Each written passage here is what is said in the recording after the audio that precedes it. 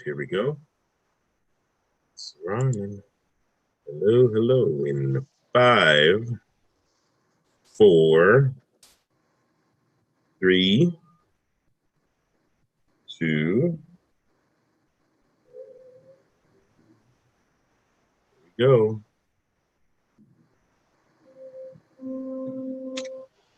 All right. Welcome, everybody. Welcome, welcome. I'm going to give it a second here. Just got to make sure we're being broadcasted.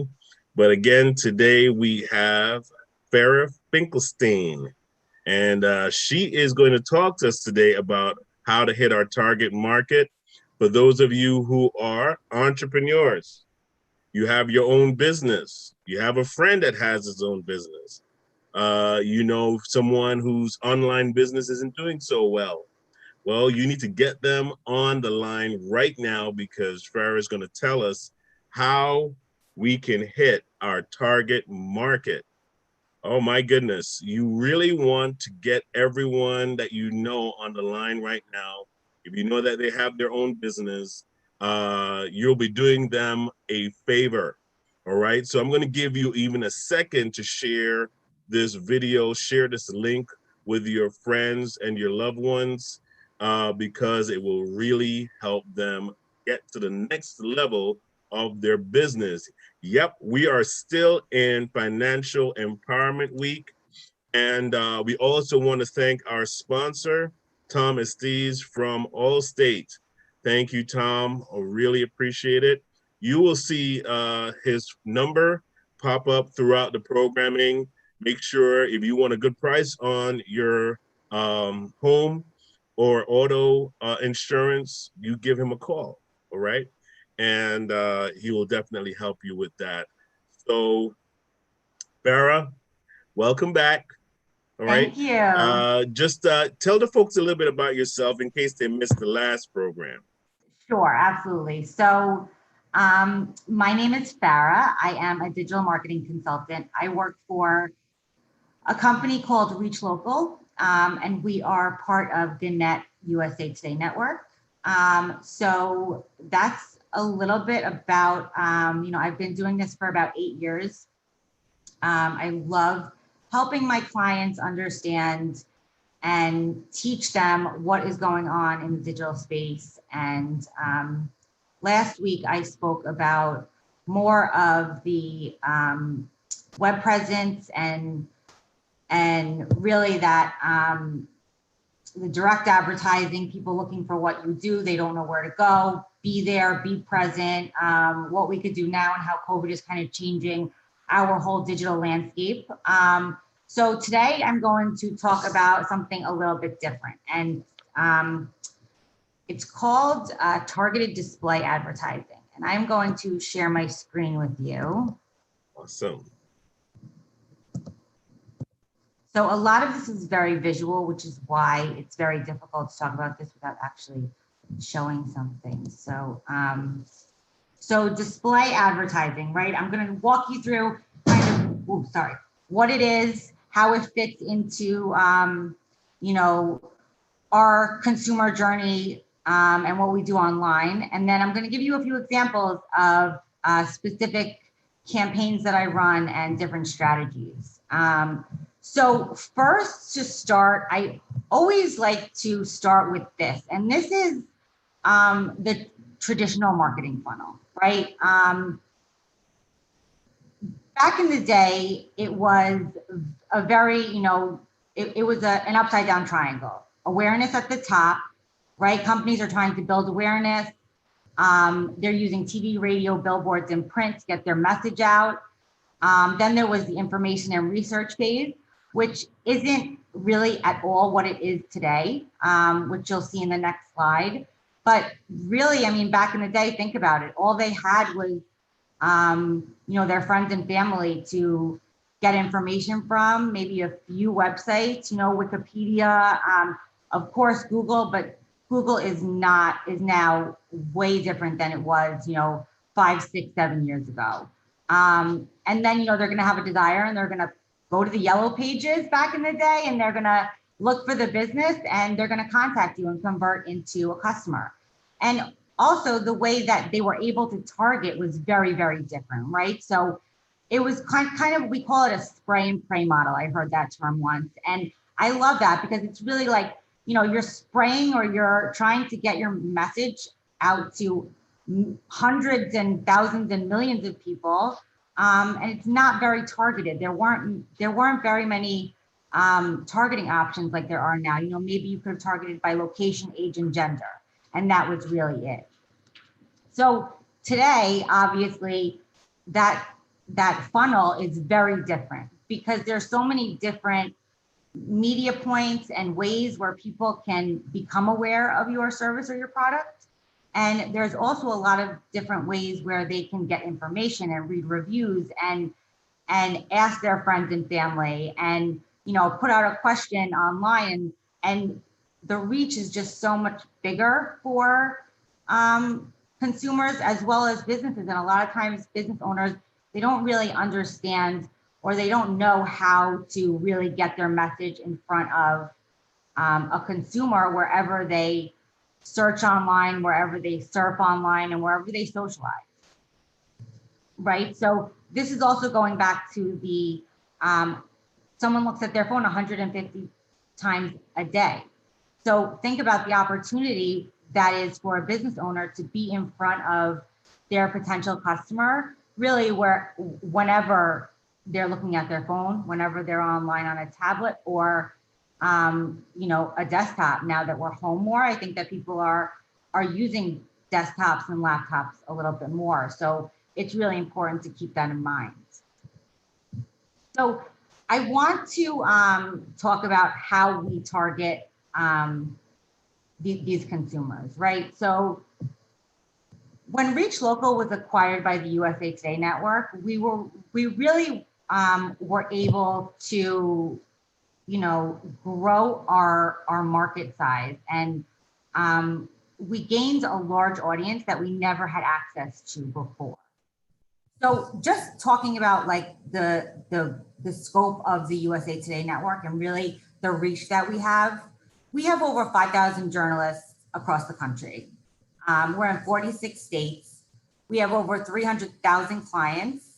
We reach about 1 in 2 US adults, and our news sites get over 175 million unique visitors every single month, right? So that is a huge amount of data that we have on our customers and our readers and what they're doing online from the beginning of their, research and awareness phase to the end of their journey where potentially they turn into a customer.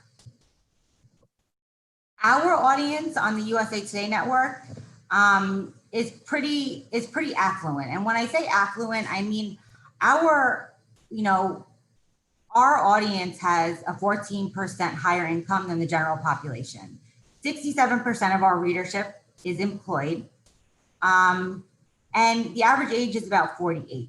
So, this is our audience, right? It's not really just about the collective sum of our audience that brings value to the campaigns that we run for our clients, but the real power is our ability to, really reach a niche audience with mass and scale at the same time. So we connect brands with our audiences, not just by age and gender alone, but by a whole bunch of different factors like life stage, lifestyle, interest, behaviors, passions, employment, titles. So I'm gonna kind of show you what that looks like as far as strategies and tactics that you can implement and that I implement also for my businesses.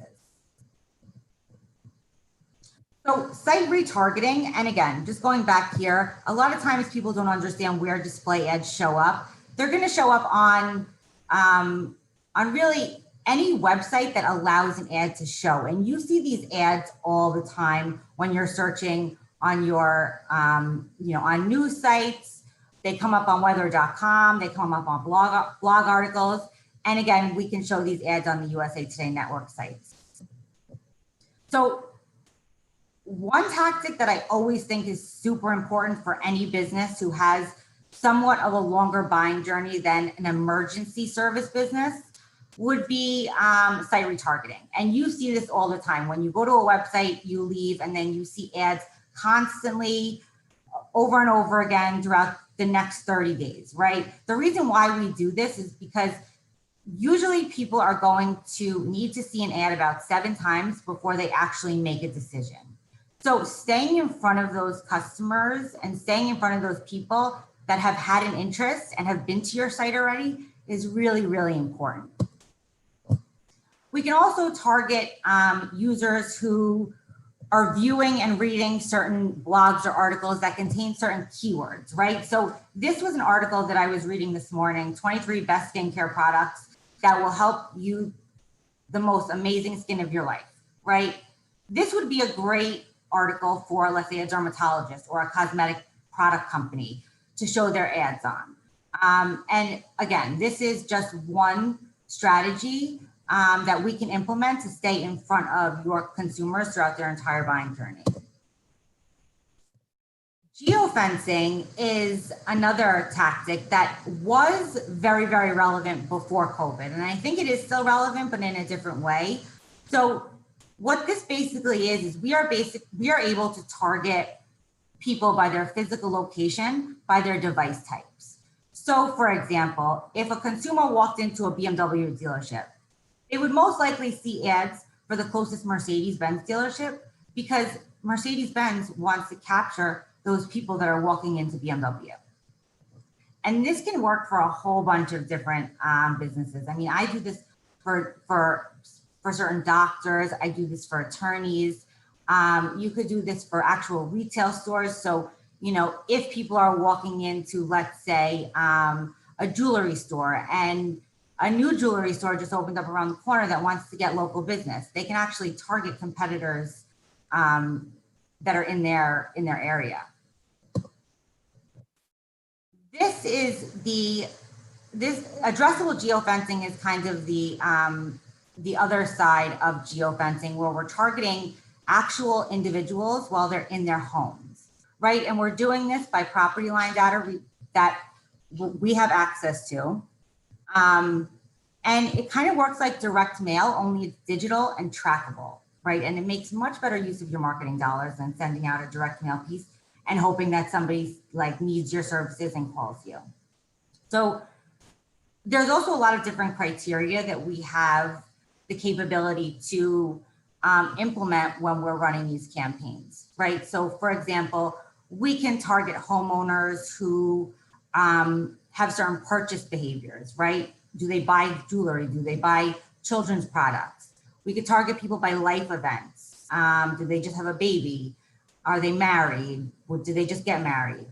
We could target them by interest and behaviors, financial information, right? We can target people by their net worth and their amount of discretionary income. Right now, I think that's so important for businesses to understand that if you have a luxury product and people are really struggling financially, you may want to target the people with a certain, net worth who have a certain amount of discretionary income that they are able to spend on luxury items. And I'll show you a campaign that I actually run very successfully that that kind of uses that strategy.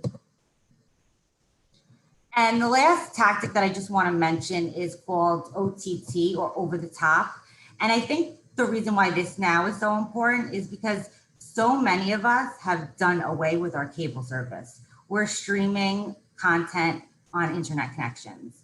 Apple TV, Hulu, Roku, Amazon Fire. So we are able to show ads while people are watching some of these, these streaming services. And just a quick stat on how COVID has impacted this strategy and this tactic. Smart TVs are up about 60%, and streaming boxes sticks are up about 39% this year over last year. So obviously people are using internet connection more than they are cable now, more than ever. So just some quick examples. I was working with a local outdoor furniture store before COVID, right? And we were using, we were targeting people who physically entered other furniture stores in the area. Users who are most likely to move within the next 90 days, right? Because these people are probably going to be interested in getting a new piece of furniture, especially now for the outdoors. Visitors who have previously been to the website, again, was doing site retargeting for them. But once COVID started, we had to kind of change our strategy because nobody was walking into the competitor locations. So we started to target properties with in-ground pools in certain zip codes. We were also targeting people who are interested in landscape design and gardening and other outdoor activities. I was working with a tennis academy summer camp, and they were out east on the east end of Long Island, and it was a very beachy summer vacation town where people from really all over the Northeast would be members and go there and bring their kids there for the summers when they left their home, their main residence. So we were targeting people in zip codes around the New York metro area who had children between the ages of 3 and 13, who had a household income of $150,000 plus. It wasn't, inexpensive to belong and send your kids there for the entire summer. And then we were targeting people who were interested in tennis, sports, swimming, and other outdoor activities. And then the last, I just wanted to give you kind of an example of what I do for a lot of physicians. This is just one example of a plastic surgeon that I work with. So M-Sculpt is actually it's a non-surgical way to basically build muscle and burn fat with no sweat required, right? So it straps around your stomach, and they say about 30 minutes is equal to 20,000 crunches. So this is a machine that a lot of plastic surgeons now offer to their patients. So when a client that I worked with first got the machine, we decided it wasn't a very known machine yet, and it wasn't a very known procedure or treatment, if you want to call it. So we were targeting women between the ages of 30 to 50 who were interested in fitness and weight loss, who were interested in liposuction, right? Because they may also be interested in this after they have that procedure done. And it wasn't an inexpensive 30-minute treatment. So we were also targeting people with a higher discretionary income than the general population. So these are all just ideas, and I try to really be creative, especially now more than ever, because we're doing things so differently, and we really have to try to, again, adapt to all the changes that are going on. We are not able to see ads like we used to when we went to work every day on the highways and, on the radio. And, so it gives us all a reason to kind of look at the positive side and know that there is always a way to, generate new business even if you're not really familiar and sure of what to do and how to do it. That's why people like me exist. That's why companies like mine, like the USA Today Network and Reach Local, are here really to just help you understand and come up with the best strategy for the right time. So with that, I will pause and stop and see if there are any questions.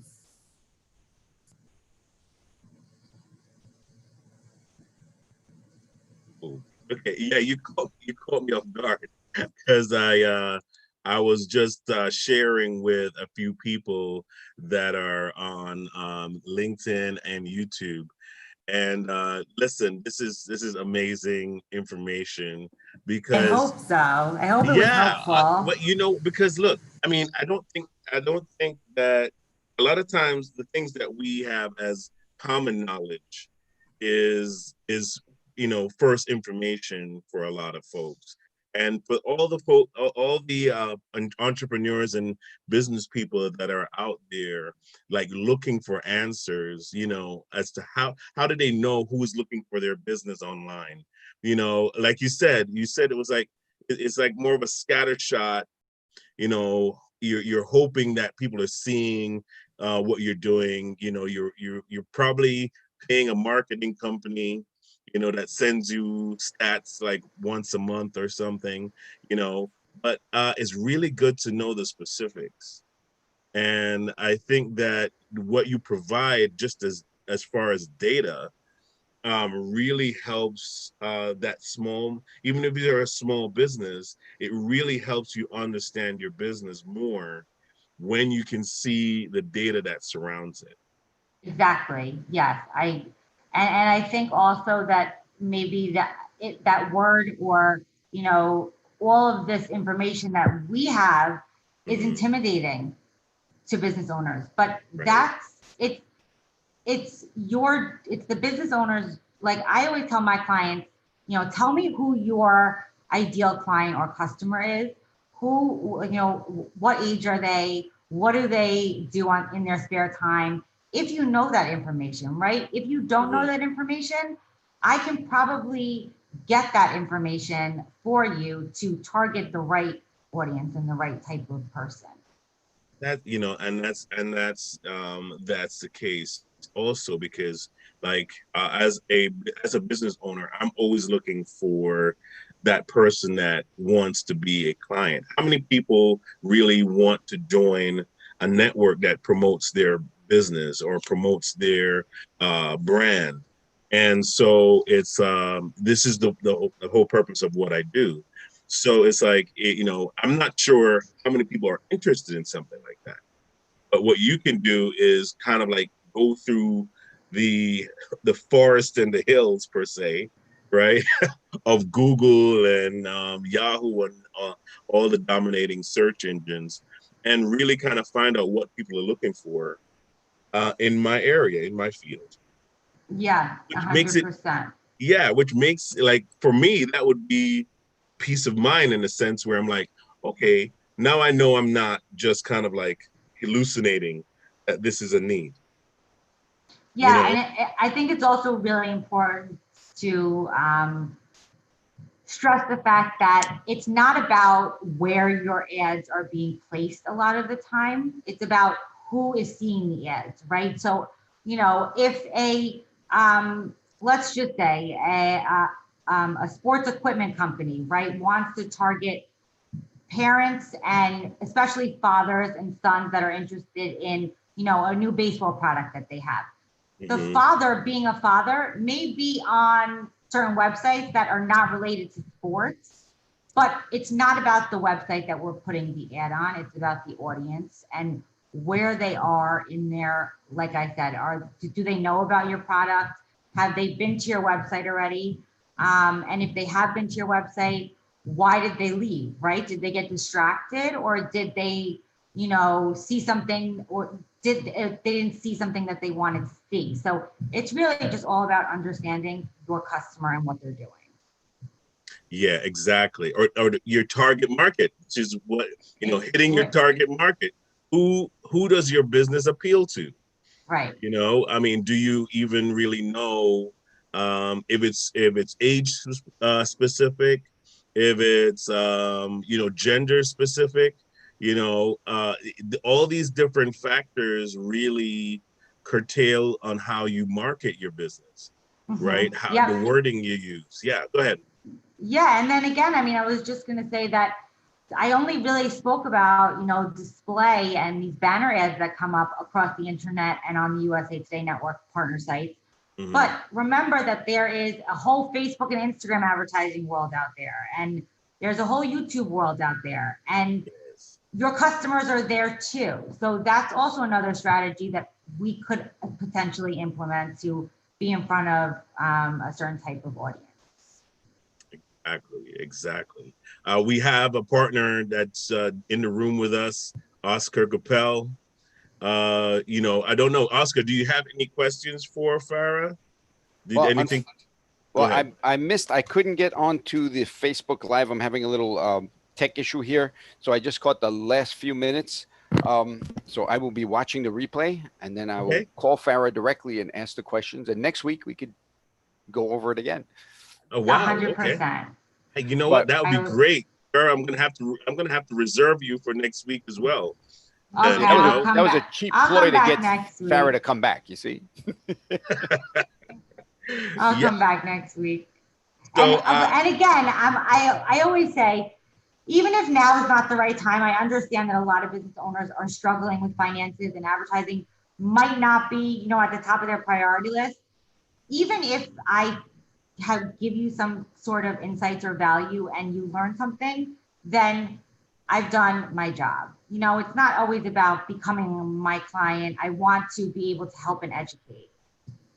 but yeah, here's the thing though, right? And I'm going to just point this out is that marketing your business is what feeds your business, right? I mean, referrals are sometimes sporadic. And so sometimes you may get them and sometimes you may not, right? And so you need to have that agent that is constantly working for you to kind of generate new business, especially if your business is now went from storefront to being an online business. I mean, I've been watching the news, and a lot of places, a lot of restaurants have gone from being a sit-in restaurant to a delivery restaurant, right? And so now they have to be aware of what is my demographic, because I was used to the customer walking by my restaurant, walking in, buying a sandwich, walking back out. And I had traffic on street traffic to generate business. Now I'm waiting for somebody to call me to order a sandwich or order coffee and something else. So now I need to know what my traffic is online. Who's looking for my store, on the internet. Yep, and to the other display side of that, right? Mm-hmm. It's not only about who's looking for your store, but who can I get to know that I exist, right? Wow. Yes. And Yes. how can I, target every single person that lives within, 2 miles or this zip code that I'm in. So Right. that's the other That's the part other of it. caveat. Yeah. Yeah. Wow. Thank you so much, Farah. Thank you for coming Thank you for on. having me again. Wow. I am so And I will excited. come back next week. And Yeah. I am definitely going to stay on for Oscar. Yeah, absolutely. Absolutely. Please do that. Oscar, it's your court. It's in my court. Thanks so It's in much. your court.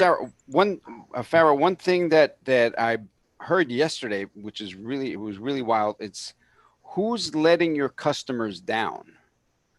So your competition, somebody in your competition is letting your customers down. That's another way to look for business. It's like, this is why we are better than X, Y, and Z, because they have not come through with what they promised. So that was something I picked up, a little marketing thing the other day. Yeah, and I mean, then against that point, targeting and target. I mean, I don't know if you heard this because you weren't on the call, but you could target your competitors' locations Oh, and have and get steal some their customers. Steal their customers, but it's not personal; it's business. So I'll leave it at that. Listen, Coke and Pepsi have been at it forever, trying to steal each other's customers. So it's not, I know. we're not reinventing the Listen. wheel here. I know. But that's Yep. the principle of competition. It's Right. supposed to make you better, right? Yeah. Yeah. Competition is greases your mind to say, well, I can't stay stuck because my competitor might get ahead of me. So you dig in and you start finding ways to improve, and that's how Apple came about, right? Yeah, I mean, and it's again the competitiveness is what makes the internet the internet. And what makes this all so busy and, fragmented, because there's so Yes, much competition. So you just have to absolutely. Grant be in Cardone. your, Grant Cardone says, "Don't compete, dominate. There you Find go. out how to dominate in your area." He says, "Forget about competition. Competition is for the middle people. Like you want to dominate. You want to be the Amazon." Hmm. But you You, have to compete in order to dominate. yeah. Yeah, it's like when you're dominating, that means that you've graduated. Then you It's have no almost like competition. right. It's like right. when your business has reached like this plateau, and you're like, uh, who am I competing against? Right. I Nobody. want Yeah. I want my competitors to just see taillights and dust. That's it. It's just I mean, it's like Amazon and Walmart right now. right. Is like, who do I shop with? Amazon or Walmart? Amazon or Walmart? Yep. There's really nobody else in that stratosphere that you could say, yeah, I want to fight with these guys. But I mean, they were all at one point competing against each other. The top five, I was just the top two. you And you know, talk, and again, talk about domination. There was a time when Kmart was a lot bigger than Walmart. right, And right. the article was like, poor Walmart is trying to compete with giant Kmart. Mm-hmm. A couple of years later, it's complete domination. Are there Kmart any who? Kmart's less? Yeah. Are there any Kmart's around anymore? I don't know. I've Yeah, never seen one. I haven't seen one either. I I think I haven't saw one the other day, in a And somewhere. picture. Target's I love Target. Yeah. I love Target. Target's in there too. Yeah, absolutely. But go ahead, do your presentation, Okay, Oscar. let me get All my right. where How are do you I, here? I'm going to stop No, my no, video. you can stay right there. You don't worry about Oh, it. okay. Okay, I'm gonna have to share screen because I got the PowerPoint. Yeah, go ahead, do your thing. Um, Oh, um, wait, one second, one second. I might have I to give love, you the powers. Okay, there you go. I have the power. Yes. There we go. Okay, so I'll be there. Share slideshow from slideshow. Come on. Hello. There we go. Current slide. Okay. So yes, we'll be starting right now. Real quick before I get into how I became a certified identity theft risk management specialist. Way back in my former life, I was a dental technician, and dental technology is a very stressful job. And that's one of the things we are going to be talking about later on, stress and how to deal with stress. So way back when I was a dental technician, I was there for 38 years. Actually moved the lab out to Costa Rica for a while. Competition was getting really, really crazy. And I had a great job, good salary, a lot of benefits, except for one thing. And 40 million people found out in March the same thing. Job security there's no such thing as job security. And the place I was working with went bankrupt. So a lot of people are finding themselves in a situation. What do I do now? I need another job. I need to do something.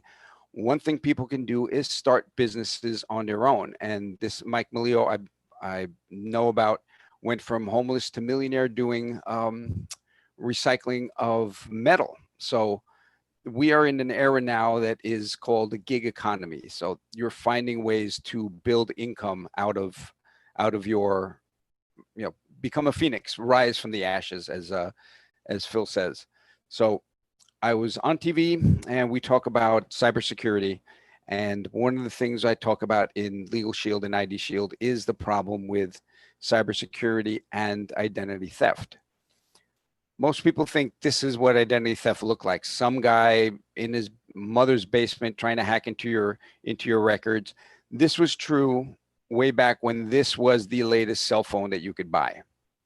So identity theft now is totally different. We are looking at a worldwide identity theft with breaches coming from state-sponsored terrorists because they have 24-hour, they're paying people 24-hour to hack into everything that we have. I believe the Pentagon gets 60,000 hacks attempts per day. So there is no business that is safe from identity theft and from hackers. Way back when we had the Equifax breach, we have 325 million people living in the country, and there was 147 million records taken in that breach. And we thought that was the end of the world. We had victims that will be looking over their shoulder for the rest of their lives. And that was the big headlines. And let's go back to last year. Last year, one hack was 1.2 billion, and the total for the year was 15.1 billion. 15.1 billion records. So we can do the math. How many times does 325 million go into 15.1 billion? So when people say my identity, yeah, I'm fine, mine won't be stolen. The sad fact is all of our information has been stolen several times and is out there on the market being sold. And that's when we find out about it, when there's an alert. So the other thing I tell people is identity theft is not just financial. We're looking at passports, social security numbers, driver's license. Any number that identifies you is stolen and is sold on the dark web. Another thing that people do not realize is the emotional toll of identity theft. It's a violation. There, you can't hide. All of your information is out there, and now there's nothing you can do to get it back. Another problem with identity theft is you have to prove yourself innocent.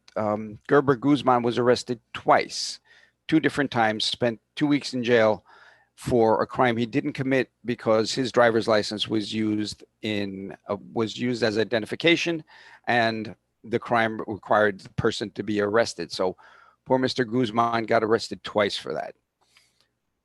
Bad thing about identity theft is there is no demographic. There's no gender, race, or anything. This was the oldest man in America, had his bank account taken.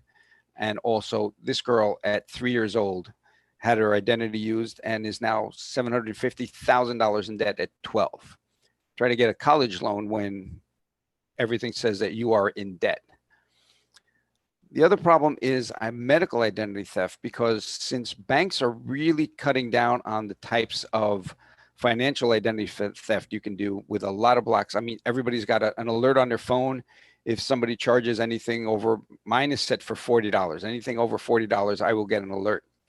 So the thieves are going to different types of identities because they're not looking for your identity. They're looking to sell your information.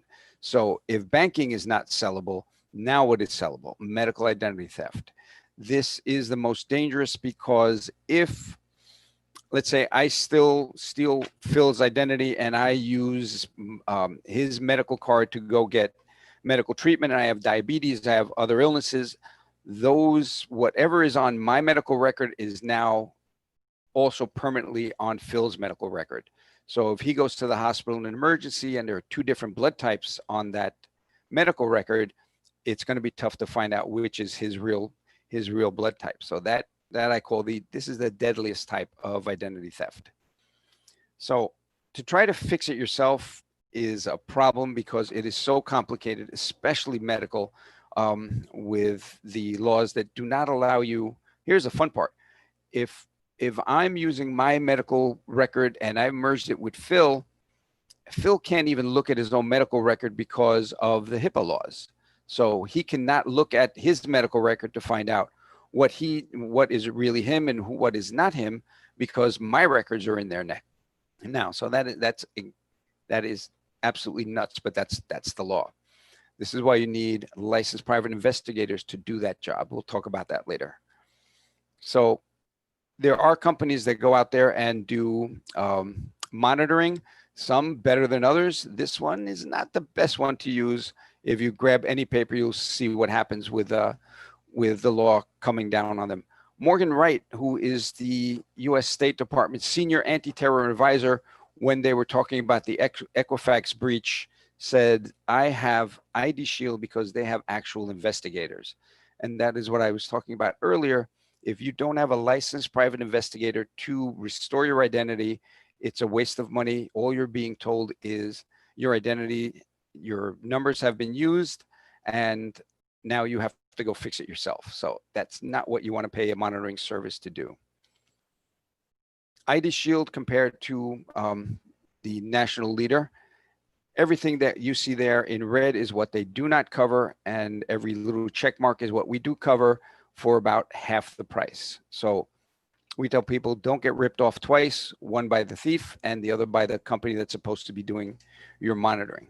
So there are other types of stress that we come into on an everyday basis. Let me know if anybody has seen this type of stress.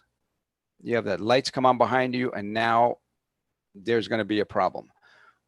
Legal Shield, the other service I have, is app-based, lets you talk to your law firm 24 hours a day. So in this situation, this button lets you submit a traffic ticket to the law firm.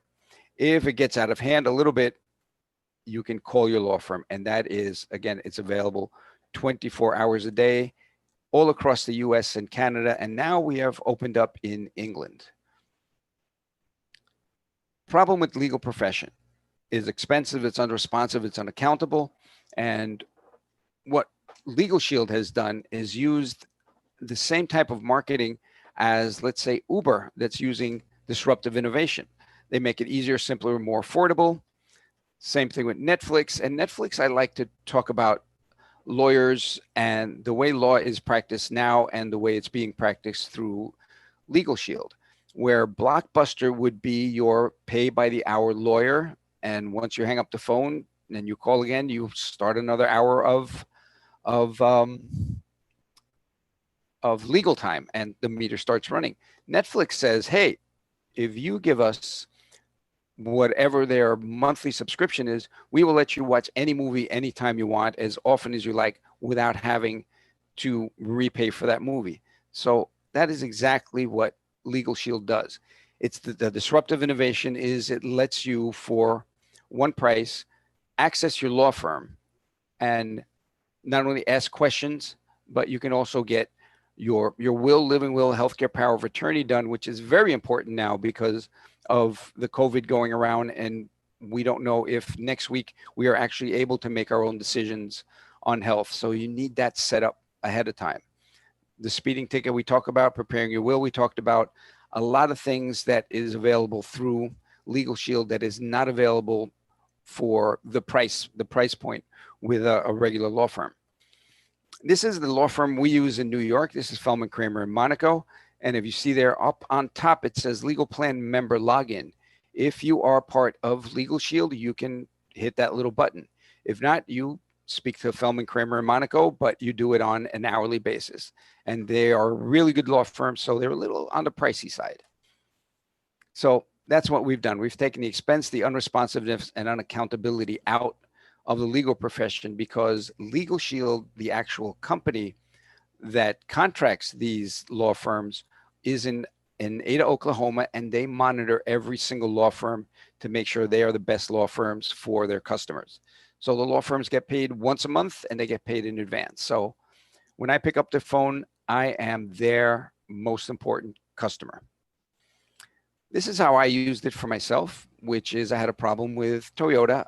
They fixed the car. They did a great job fixing it, but 2 years later, the part went bad. And when I went to Toyota, they said, sorry, but you're out of warranty by 1 year and 30,000 miles. Normally, that would have ended the conversation, but I spoke to my lawyers at Feldman Kramer in Monaco, and they sent what I call a motivational letter to Toyota. And guess what? The manager, same manager that told me there's a door, don't let it hit you on the way out, told me, Mr. Capel, we are really sorry for the misunderstanding. And here's your money back, and please call your lawyers off. That was a really good feeling. Another great thing we do is our group helps fund Operation Underground Railroad. And if you haven't heard about it, it is a nonprofit that hunts down child sex traffic rings, and they break up the rings, they arrest the sex traffickers, and then they rehabilitate the kids back into society. And that's pretty much what I'm really, really proud of, that connection to us. So what's your next step? Very easy. My app is available for download, and there should be a little video there to tell you all about Legal Shield and ID Shield and how it can help you sleep better at night. And one more thing that I do, if you're a business owner, I will run your business through a dark web scan. The people that I ran through here had their business was hacked and 30,623 pieces of information was stolen. And this is available for sale on the dark web because this is what we monitor, what is actually for sale. The most dangerous part of that is that PII, the 11,044, that is personally identifiable information of the customers that are using this website and that business. So these are customers' information that is now being sold, and that is a big problem for businesses now. There will be a security credit score for businesses in the future, and if you do not have a good, a security score, if you don't have a good security score, you will not be able to do business like you're used to. The banks will not lend money.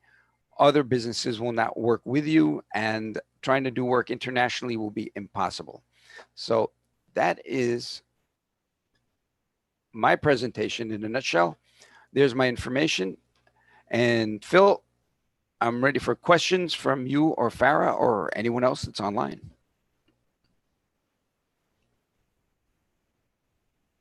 That's amazing. Thank you so much.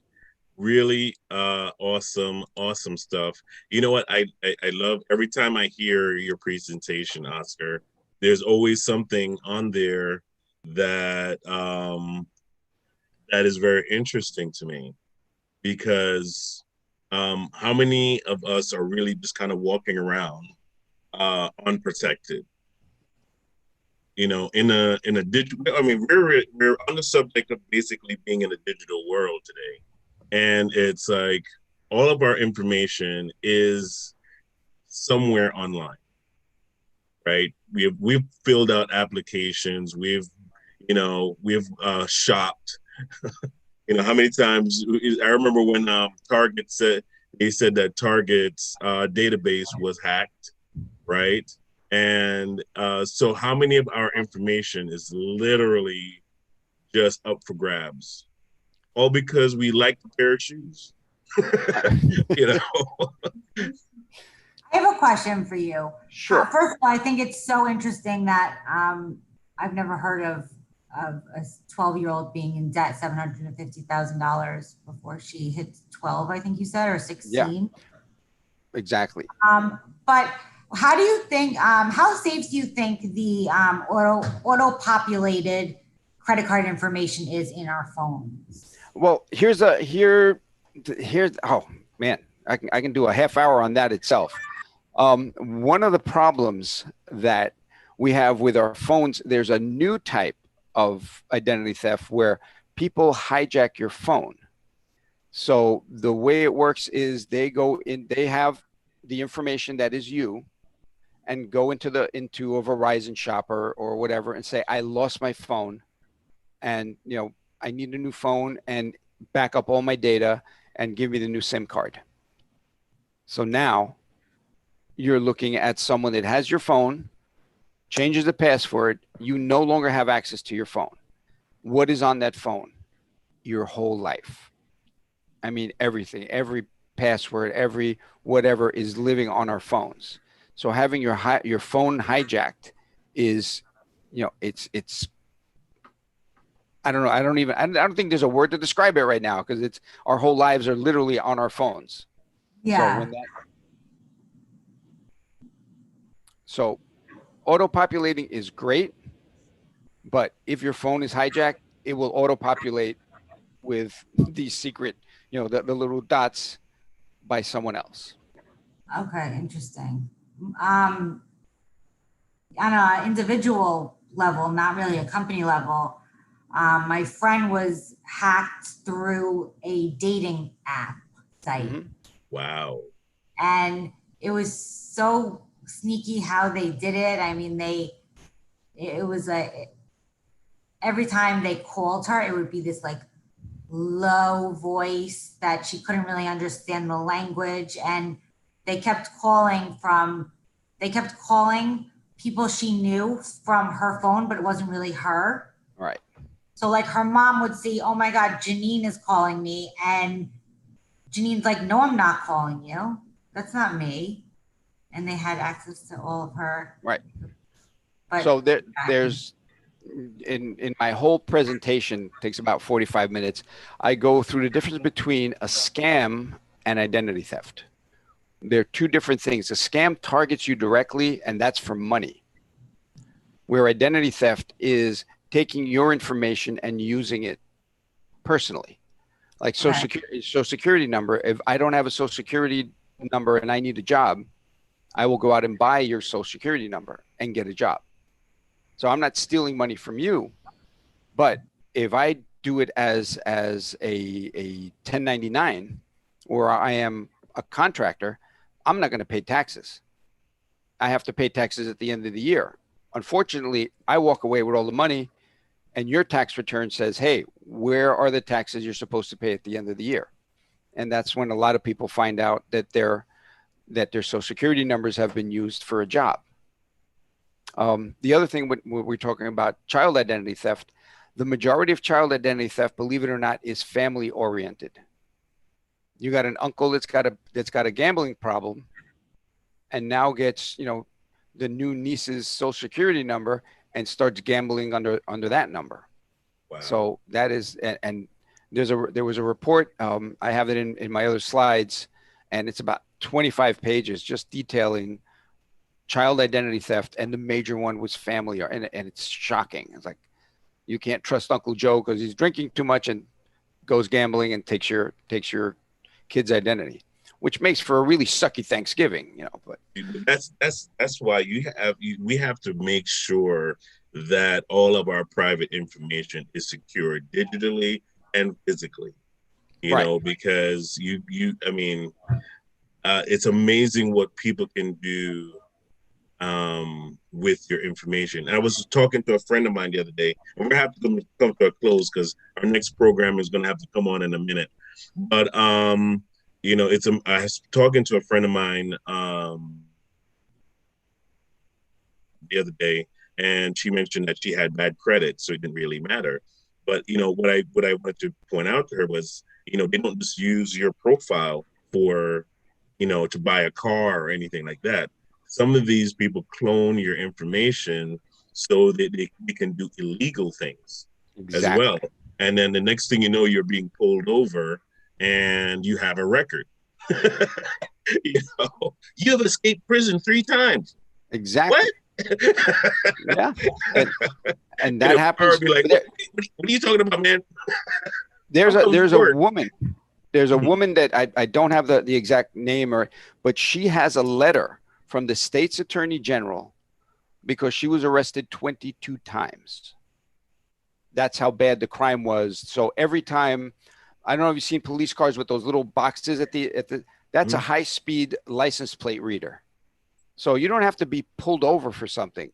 As your car is going by, that's going to read the license plate. It's going to flag the screen in the police car, wanted, apprehend and arrest immediately. So 22 times this happened. And she has a physical letter from the state's attorney general says, I am not the person you're looking for, because that's the way the system works. There is no, okay, it's not a half-hour TV show that, they find out who the culprit is and they fix it. This goes on, as that slide says, people will be looking over their shoulder the rest of their lives. Well, we want to thank again our sponsor for today, which is Tom Estes, who's with Allstate. Again, his number is 973-376-8914. Please give them a call so that we can continue to bring this information to you. Thank you again all for watching. I'm sure this information was helpful to you because it was helpful to me. And so I'm going to make sure I use as much as I possibly can of what we're receiving today. Thank you all again for watching. Oscar, thank you for coming on. Fara, you're priceless. And we will see you again next week because Oscar demanded it. He, yes. He sent me a letter, so I have to do it. But yeah, we will definitely love to see you again next week. All right, take care, everyone. And I'll see you in another 5 minutes with Yolanda in Empowering Your Mind. Take care, everybody. Bye. Bye-bye.